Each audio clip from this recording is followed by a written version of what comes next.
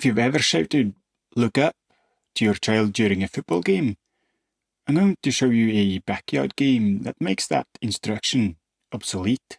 The reason your child forgets to look up isn't stubbornness or habit. Your child is playing in an environment that gives them absolutely no reason to look up. So they don't. Change the environment and they have no choice. And that's what we're doing today. By the end of this video, you'll have what you need to run this tonight. Here's a part that might surprise you. The moment you shout, "Look up," you've actually made it harder for them to see anything useful. There's a lot of solid research behind this.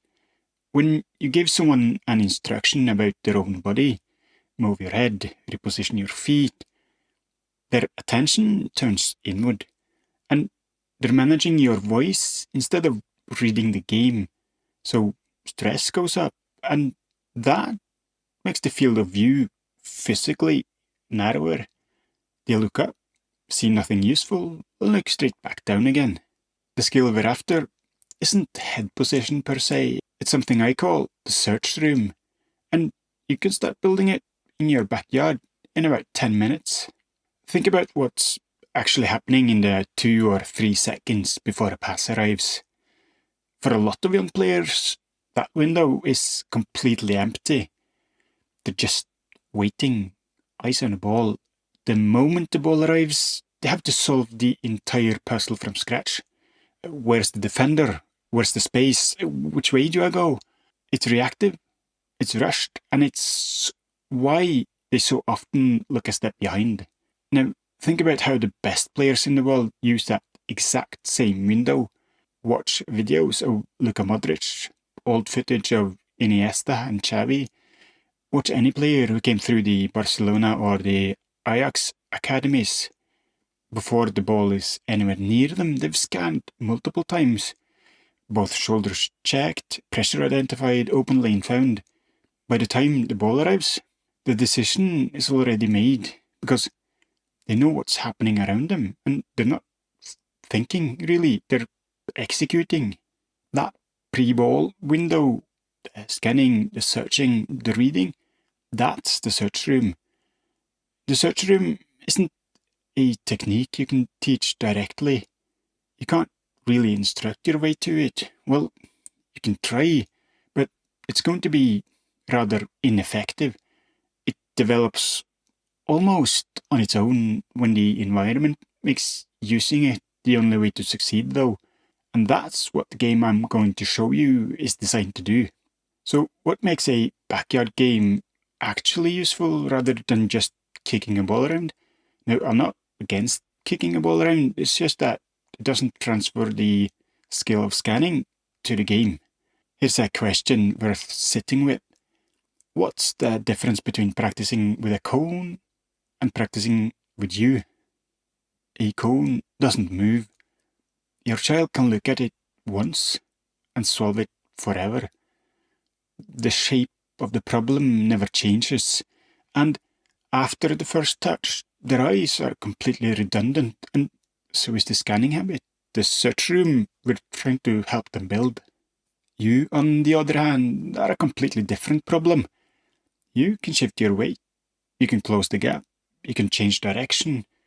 Every single time they look at you, the answer might be different. And every time they look away, it's probably changed again. When you put yourself into a small space with your child and make the game genuinely active, not passive, not as predictable, they can't afford to stare at the ball. If they look down, they lose track of you. The environment has made searching non-optional. Not because you told them to search, because the game left them no other choice. This is what I mean when I talk about you as a parent being a gardener rather than a mechanic. You're not fixing the part, you're changing the conditions, and the conditions are doing the coaching for you. Let me show you exactly what this looks like in practice. It's just a small game and you need almost nothing to set it up. Find a rectangular space, roughly 10 by 5 meters or 30 by 15 feet. Could be a driveway, a garden, a quiet street. Find a wall or put a rebounder at one end, place 2 small goals, 2 water bottles, whatever you can use as goals at the other end. Your child starts near the goals, passes into the wall or the rebounder, moves toward it to receive the ball back. Your job as the parent is to stay behind them. As they pass the ball, you move toward one of the goals or you stay centrally. The task for the child is simple. Receive the ball, turn, score in whichever goal you're not blocking. Before you start, ask them one question, just one. How are you going to figure out where I am before the ball comes back? Then let them think about it. Go slowly at first, give them time to find success. And when they get it right, say so. Not great goal. Say, you saw that. And that's the behaviour you want to reinforce. Over time, close the distance, move faster, add pressure, make it more chaotic with more players. Let the difficulty grow with their confidence. This is the most important thing I want you to do during this game. Don't watch the ball. Instead, watch their eyes. Are they scanning before the ball arrives or after? Before is the skill we're aiming to build. After is what they already do. Most kids work this out within minutes. Not because anyone told them to scan, because the game gave them no other way to succeed. And when you see it happen, when you check your position before the ball has even reached them, that's the search room opening up. And that's the shift we're looking for. It's the pre-arrival. It's not reactive. So, what just happened in that game? I think about it through 2 types of parents I see on the sideline, the mechanic and the gardener. The mechanic sees a problem and tries to fix the part. It goes down, they correct it, look up, check your shoulder, scan, and it works very briefly for a few seconds. Then the noise fades and the head goes back down because nothing about the environment changed. The gardener asks a different question. Not how do I fix this, but what does the environment need to produce to promote the behaviour I want? That little game is an example of a gardener's tool. Your child just spent 10 minutes in an environment where looking up was necessary.